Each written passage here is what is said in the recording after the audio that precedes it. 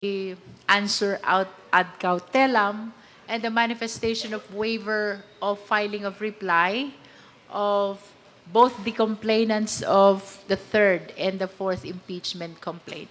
I was explaining kanina that because of the waiver of reply in the third and fourth impeachment complaint, it rendered the answer of the respondent as the last responsive pleading.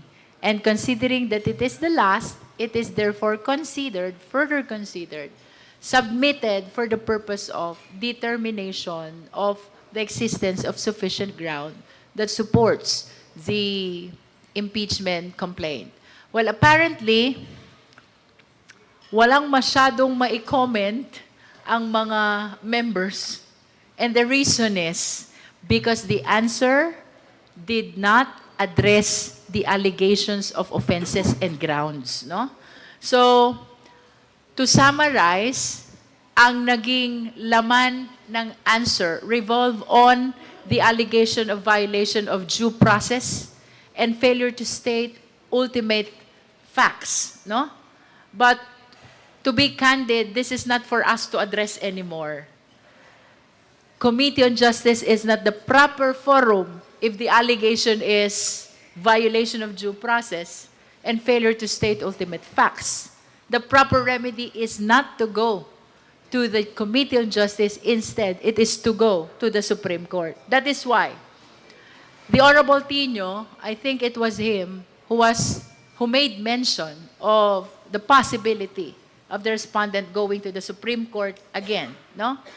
Nonetheless, in my capacity as Justice Chair, I maintain the position that the committee observed the necessary requirement of due process. As a matter of fact, the filing of answer is part of due process, but it was not substantially availed of in view of the fact that the allegations in the answer are not responsive to the allegations in the complaint. Kasi pag sumasagot ka, dapat sagot yun dun sa complaint eh. But indeed, it did not delve on the allegations in the complaint. That is why some members are saying that the answer is not really an answer. Instead, it is a motion to dismiss, which under Section 6 of the Rules of Impeachment is prohibited to be filed during the period for filing an answer, to be specific, no? So, that's one. And as you have witnessed, nauubusan na yung mga kongs ng ima-manifest. Again, the reason is, wala kasing laman yung sagot except the issue of violation of due process and failure to state ultimate facts, no? And that explains also while SDML Nonoy Defensor timely move to proceed to voting. Iisa pa lang ang nakakapag-manifest dun sa fourth impeachment complaint. Actually, not only SDML Defensor, even DS Janet Garin was waiting to be recognized on the same intention of proceeding to vote. Also, the Honorable Rufus Rodriguez, he has been whispering to proceed to voting. Again, the reason behind this is because there's no subject matter of manifestation really, because the answer does not contain allegations responsive to the offense and to the ground. Instead, it contains only allegations of violation of due process and failures to state ultimate facts, no? So, to summarize, we finished the deliberation on the third and the fourth for the purpose of the determination of sufficiency and ground. And ultimately, the members moved, the members seconded the motion, and no one objected. That is the reason why the chair proceeded to declare the sufficiency in ground of the two impeachment complaints. If there is no objection, it means that the justice members are unanimous in approving the motion raised by a member. So and in addition to that, formally terminate natin yung step 3. That is the determination of sufficiency in ground. And we made mention as well that we are shifting to step 4 already. That is the hearing proper, for which reason we announced predetermined dates. Kaya predetermined is because we were able to consider those dates only this morning. No? Only this morning. And that is, of course, on the assumption that the committee will declare sufficiency in ground. No?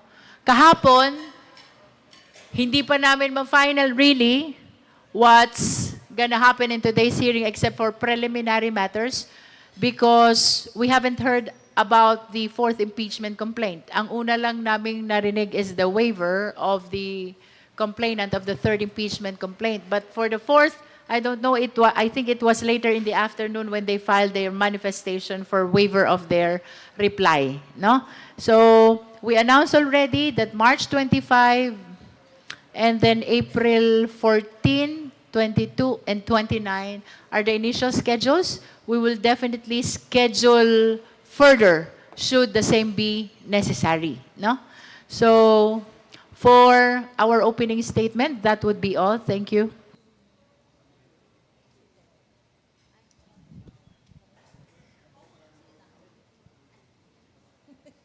Good morning po. Kapansin-pansin po yung wala nga pong nag-object, wala rin si Kong Bong Suntay doon sa proceeding kanina. Nagulat po ba kayo hindi rin po nag-object itong si Kong Paulo Marcoleta? Hindi siya makaka-object kasi hindi siya member. At tingin ko he has to review the rules first before making commentaries to the committee. Kung bago po tayo mag-delve doon, kasi you mentioned before yung motion po ni Kong Shell Jokno regarding po doon sa kanyang mga pinapasabina and hiling po doon sa paglipat ng custody kay Ramil Madriaga. Hindi po natin siya natalakay ngayon. Kailan po kaya natin siya? We opted to address the request for issuance of subpoena and the petition for protective custody. We were corrected by Congressman Shell Jokno. It is not specifically a petition for transfer of custody. It is a petition for protective custody. And transfer of custody can be one of the measures to address protective custody. That's what he said, no?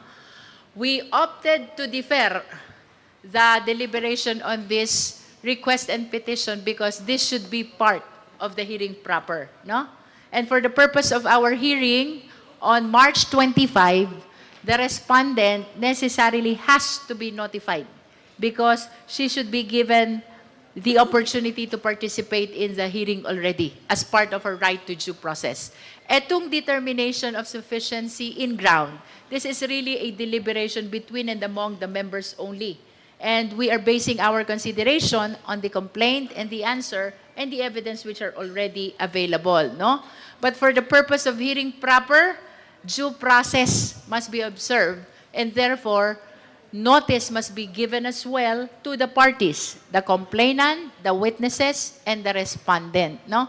And that is the reason why we defer to deliberate on the request for issuance of subpoena of documents as well as the petition for protective custody filed by Congressman Shell Jokno. Ma'am, ano pa po yung mga abangan natin come March 25?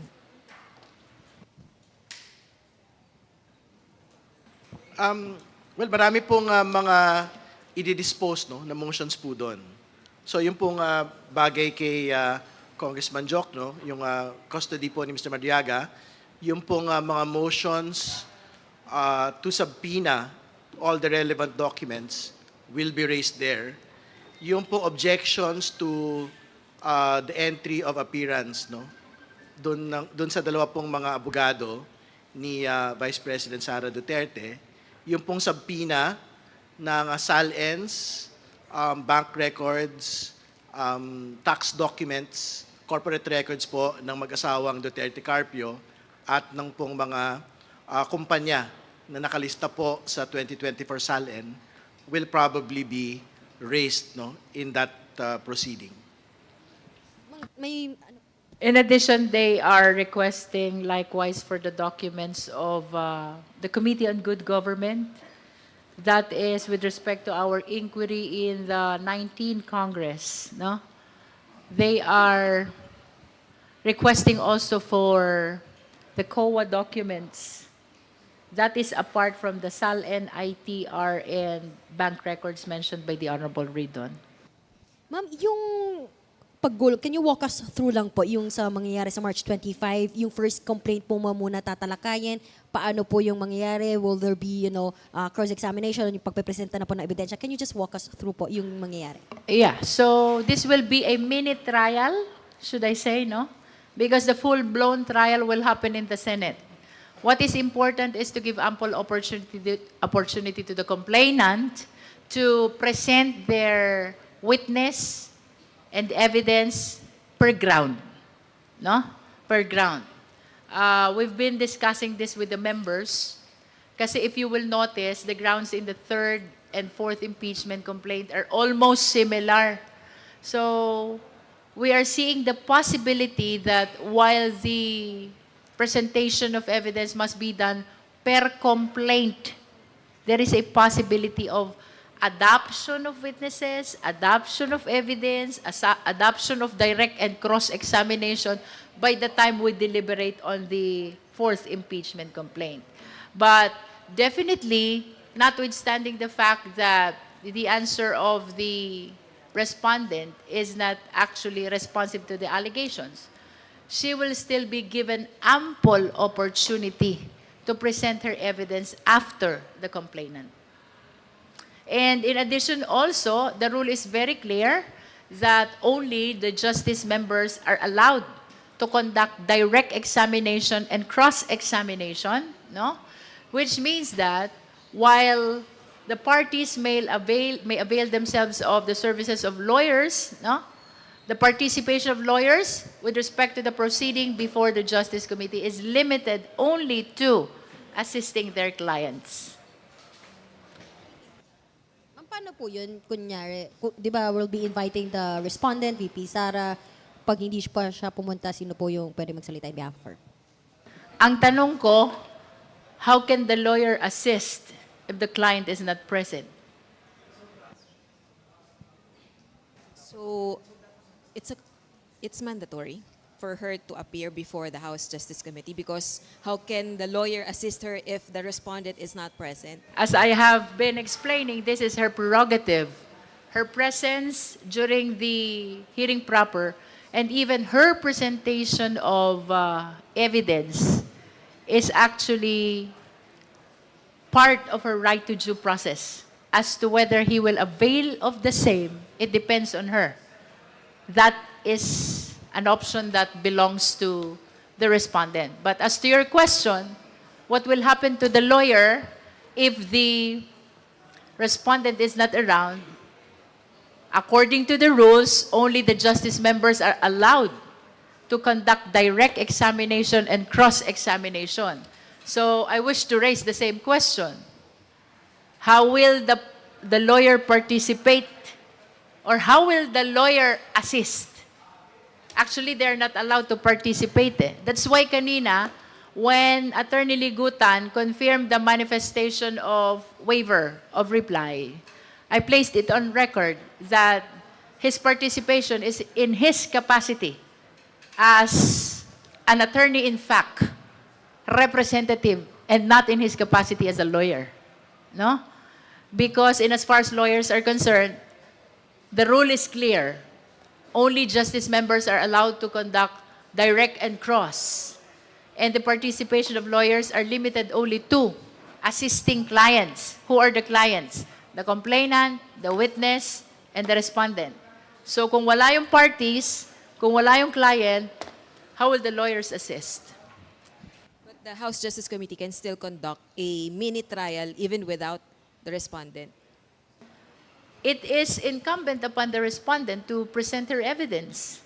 So, if the respondent is not interested to present her evidence, I don't think that there will be proper party to do that presentation in behalf of the Vice President.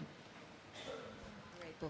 Yung isa po sa mga counsel ng complainants sa third impeachment complaint, particularly Attorney Ligutan, he believes po and he is anticipating na questionin po itong proceedings before the Supreme Court. And even one of your members, si Congressman Tino po, naniniwala rin na ganun. Do you share the same sentiment and how does the House Justice Committee prepare for it? That is a possibility actually, because as what the member said, the contents of the answer of the respondent are not actually responsive to the allegations of the offense and the ground. Instead, it alleges violation of due process and failure to state ultimate facts. And these are matters which should not be addressed to the Justice Committee. This should be addressed to the Supreme Court via a petition. So, yes, I see that possibility. But how does the Justice Panel prepare for it? We will simply proceed. Kung walang TRO, kung walang temporary restraining order, at kung wala namang adverse declaration pa, ang Supreme Court on the legality or constitutionality of our proceeding, this is a constitutional duty. So, we have to continue hearing the impeachment complaint. Hello po. Dito po, sa kabila. Kenneth. Yeah. Baka po pwedeng maliwanagan what will happen if the Vice President won't attend itong mini trial nga po. Ano yung mangyayari? Magpapatuloy pa rin po ba yung proceedings? If she doesn't attend. Una, nakalagay po sa rules no, na meron pong karapatan mag-present ng ebidensya ang respondent. No? So, the Vice President in each and every ground will be allowed to present her evidence against the evidence that will be presented by the complainants. No? So, ibang bagay pa ho if she will not opt to provide this particular option, no? Will not use this particular option for her to present her evidence. No? So, kung hindi niya gamitin yun, tuloy pa rin ho yung pong proceedings on a ground per ground basis. Pero sino po yung magpe-present ng evidence for the respondent if she won't attend the hearings po? Well, my understanding is it should be the respondent that should present no, the evidence and should elicit yung presentation po ng evidence po niya. No? So, we will discuss with the committee kung ano pa ho yung mga pwedeng mga gawin relating to the presentation of evidence, not just of the Vice President, but of the respondent, but also of the complainants. No? Pero my understanding is, ang kailangan po talaga magpresenta ron, yung pong respondent. Kasi ang magpipresenta for the other side would be the complainants themselves. And based on the Vice President's initial reply, how does the panel expect the proceedings to, ano yung mangyayari sa committee once the hearings happen, given how the Vice President responded to the charges, to the allegations against her? Well, hindi naman ho natin pinapangunahan yung Pangulong Pangulo no, on how they will conduct themselves in the course of the proceedings. No? So, ang gagawin po ng komite, there will be a portion in the presentation of evidence that is reserved for the respondent, for the Vice President, for them to present their evidence. No? So, that will be secured in each and every stage of the proceeding, whether or not she will avail of it. Kong Eden Santos po from Net25. Kasi po kanina sinasabi niyo lahat dun sa hearing na hindi sumagot ang Vice Presidente. Well, in fact, yung kanyang isinumite ay consolidated verified answer ad cautelam. Paano po nasabi na hindi siya sumagot? Well, in fact, doon malinaw na answer.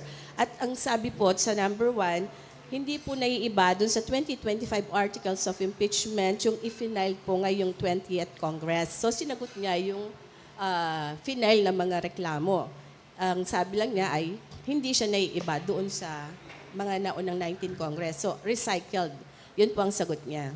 Actually, the reason why the justice member said that this is similar to the answer to the first impeachment complaint is because the answer to the first and the answer to the second both did not respond to the allegations of offenses and grounds. Instead, they raised this issue of unconstitutionality, violation of due process. That is why, si Joel ba yun? One of the justice members said that this is similar to the answer that was filed to the first impeachment complaint. You know, there is an existing rule which says that you examine the pleading and you assess it not on the basis of the title, but on the basis of the allegations in the body, no? And the observation of the justice members, bagaman ang kanyang titulo ay consolidated answer, if you read the allegations, considering that they are not responsive to the offenses and the grounds, it is more of a motion to dismiss rather than an answer to the complaint. You judge the pleading not on the basis of the title. You judge it on the basis of the allegations in the body. Pero po yung naglalaman din po yung kanyang sagot nung ilang grounds na hindi nga lang talaga yung That's correct. grounds That's correct. They point were per point. cited by Kong Rufus. As a matter of fact, in response to the allegations of misuse of confidential fund, they merely cited that there's a pending petition for review with the COA. But sinabi din ni Kong Rufus, no details. And that is why Kong Rufus said, I am in favor of proceeding to the declaration of sufficiency in ground. Good afternoon po, Haji Kaaminyo sa Brigada News FM. So if the Vice President decides not to attend at all the impeachment proceedings to present her evidence or yung mga testigo po nila at magpasaklolo po kung sakasakali sa Supreme Court, hindi po ba parang panibagong issue na naman po yon ng judicial overreach kung sakali? We cannot actually stop them from going to the Supreme Court, no? At any stage of our proceeding in the Justice Committee, they have always the prerogative of going to the Supreme Court to question the legality of our proceeding, no? But that is her prerogative, and the only option we have is to continue on this impeachment proceeding for as long as there is no TRO yet, and for as long as there is no adverse declaration yet of the highest tribunal. At ano po yung pwedeng implication or indication po nun kung sakaling sa Supreme Court nga po ulit yung magiging labanan? Well, makikita ho natin yung pagka nagpunta sila sa Korte Suprema na. Pero handa naman ho yung komite na harapin po yung lahat ng aspeto na pwede hong banggitin no, ng pangalawang Pangulo. Dahil I think as far as we're concerned, from the beginning up until today and moving forward, yung po nga binabanggit niya na wala daw pong due process, hindi ho yung totoo. Di ba? I think that has been reiterated ever since the answer has already been given no, since Monday. No? So, and pangalawa, hindi din ho totoo na walang ultimate facts na binabanggit. Merong re-reading nga ho kanina nung po mga facts na papatunayan in the course of the proceeding. So, we will wait. If there will be a resort to the Supreme Court, then that will happen. Pero katulad ng binanggit po ni Chair Jinky, for as long as there is no temporary restraining order on the proceedings, the Justice Committee will fulfill its mandate to prosecute this up until the very end. Thank you po.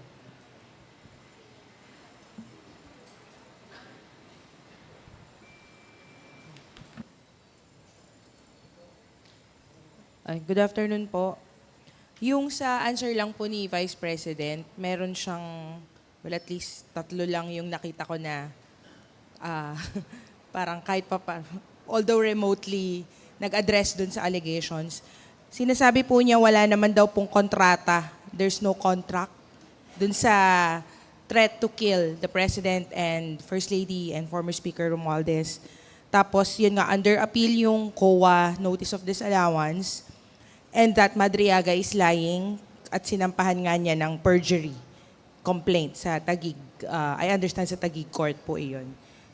Itong 3 pong sinabi ko, yung mga sinabi ni Vice President, hindi po ba ito answer dun sa allegations na nakalagay po sa complaint?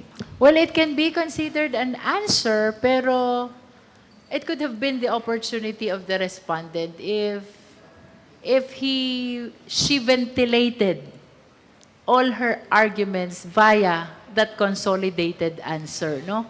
As you have said, very limited yung naging allegations niya in response to the allegations in the complaint, no?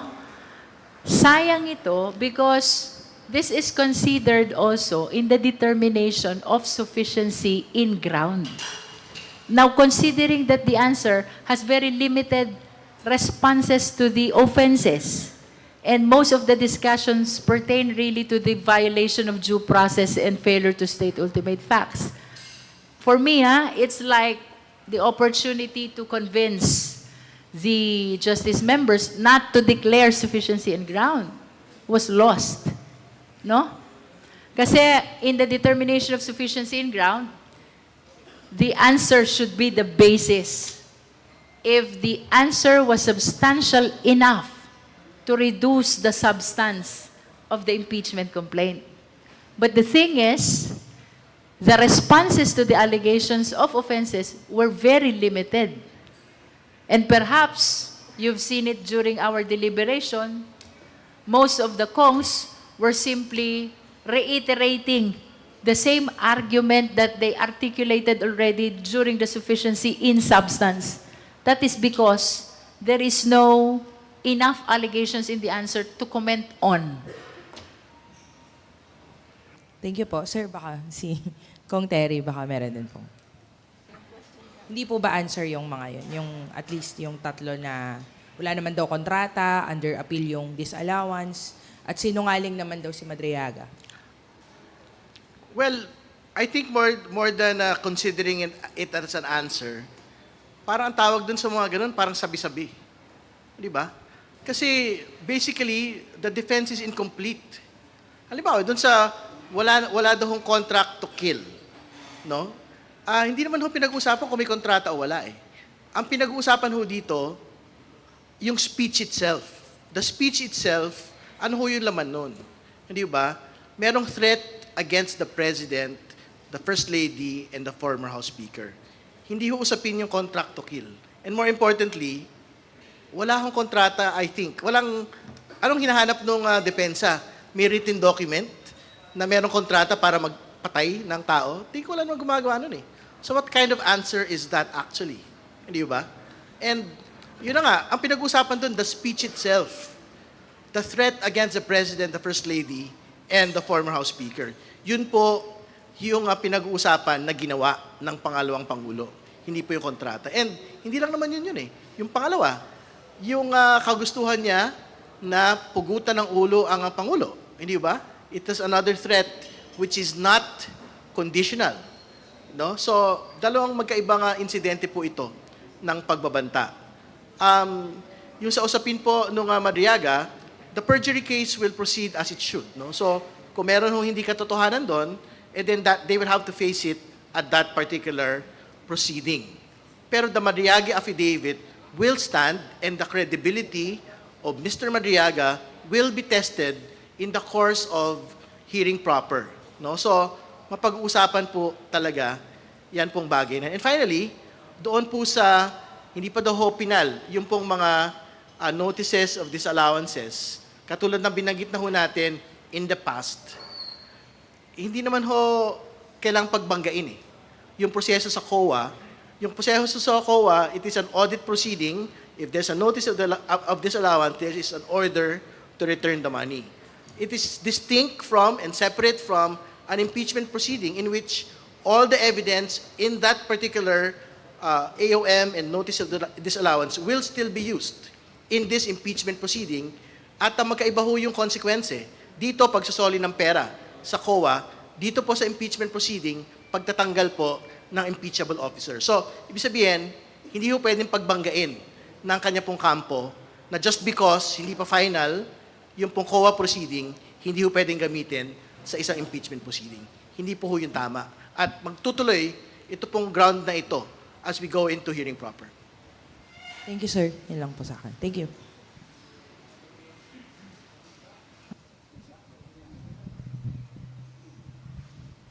Chair, good afternoon po. When will the notices for the complainants and the VP be sent out? And expected po ba yung both camps to appear on March 25? We will be sending the notice as soon as possible. No?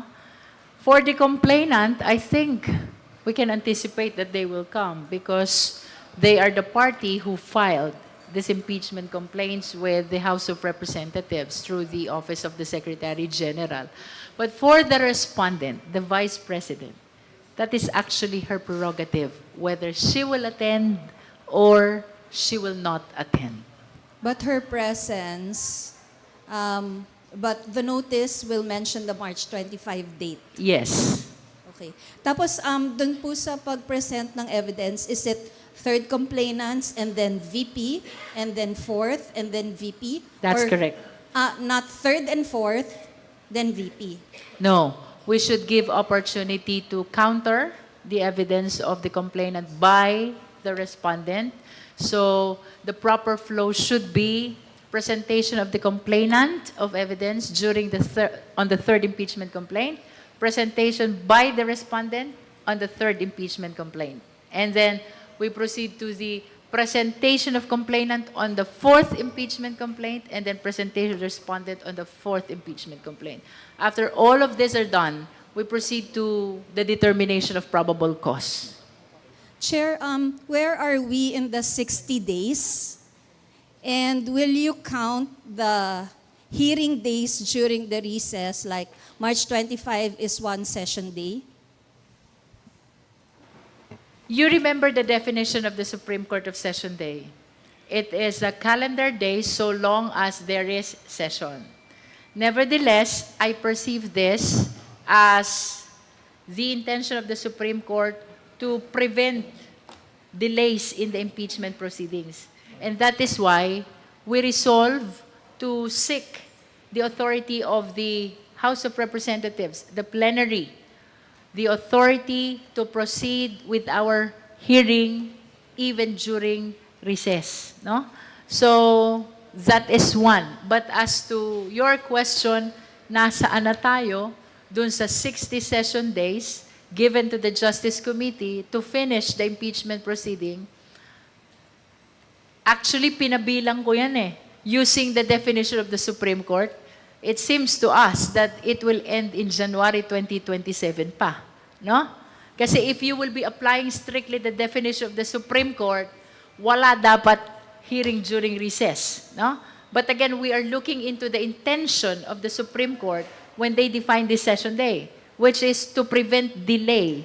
And that is why we sought the authority of the plenary, the House of Representatives, if we can proceed to hearing these impeachment complaints even during recess.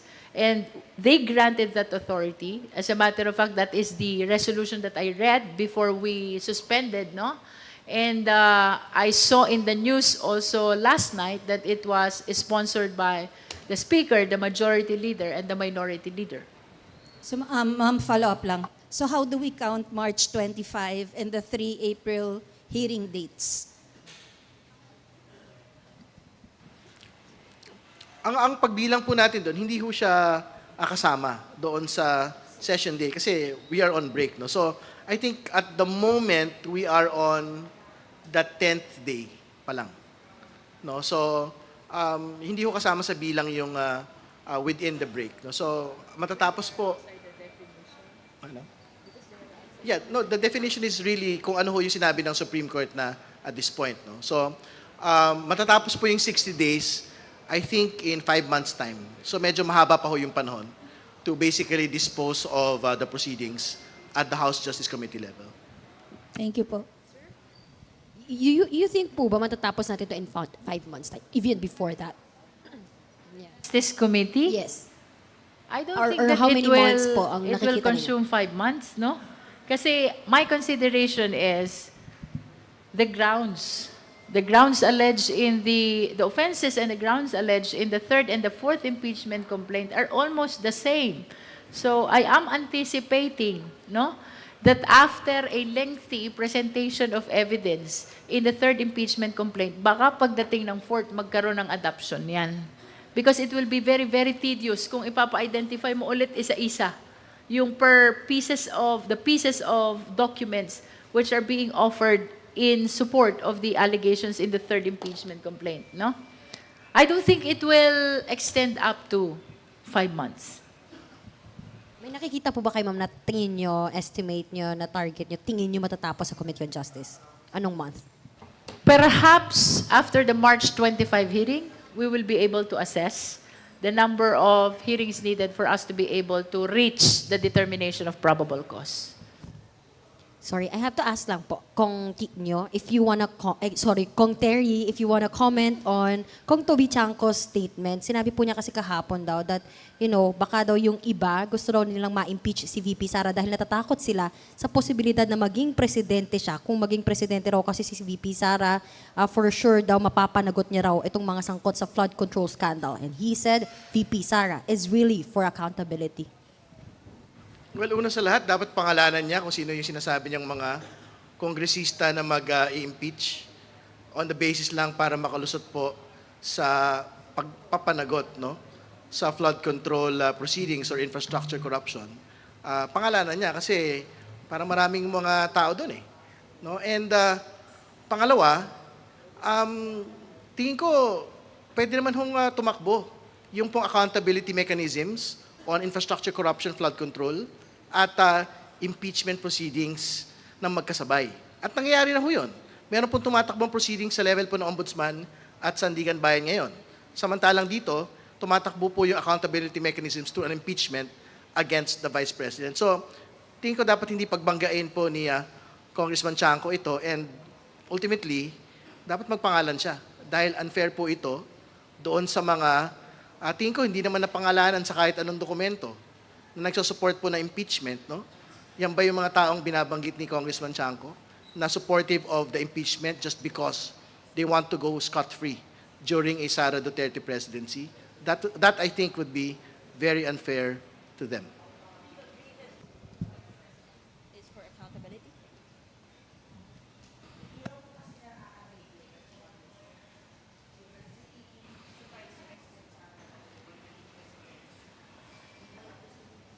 Well, first of all, 1,000,000% is something that does not exist in math, no? But secondly, I think that question is best coursed to the Vice President herself, no? On ano ho ba yung accountability, most particularly because she has pronounced herself to be running for 2028, no? So I think questions on accountability and accountability mechanisms is something that should be squarely asked to her, no? Kasi that is something that should be a pillar of any presidential candidate. Hindi ba? Sir, sa inyo pong dalawa, is fear of a Sara Duterte presidency a factor in your decision in the deliberations in the Committee on Justice?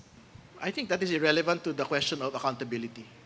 Kasi even if we talk about a Sara Duterte presidency in 2028, the fact remains is that an impeachable officer needs to be able to explain questions relating to confidential funds, questions relating to death threats against the president, and questions relating to unexplained wealth and the SALN. Actually, these are very relevant to questions on any person that would want to seek the presidency in 2028. No, so I think this is a matter that should be resolved today and not be resolved at any future time. Will the Vice President's responses, treatment of this impeachment proceeding be a reflection if she is indeed for accountability? Well, I don't want to conjecture what she thinks, no? I think that is again, like what I stated, that is something that is better addressed to her, no? And alam po, malaya naman po yung pangalawang Pangulo to undertake all the mechanisms for defense, no? In this impeachment proceedings. If she wants to go to the Supreme Court, she's free to do so. If she wants to confront the matter squarely at the level of the House Committee on Justice or at the level of the Senate, if we reach to that, that is her right and that is her prerogative. But questions on what we feel, on what we think relating to her views on accountability is something that is best asked to the Vice President herself. question lang. What if lang po, during the deliberations, during the hearing, mag-resign si VP Sara? Ano pong mangyayari sa impeachment proceedings? For me, the impeachment proceeding should continue. Because there are two principal penalties. If convicted, one is removal, the other is perpetual disqualification to hold any public office, no? So, bagaman the resignation will render moot and academic the penalty of removal, I think the penalty of perpetual disqualifications need to be resolved as well. And for us to be able to resolve that, it means that the impeachment proceeding must continue until the trial to the Senate, until they reach a decision of whether to convict or to acquit. And that would be for the perpetual disqualification na lang po. Thank you.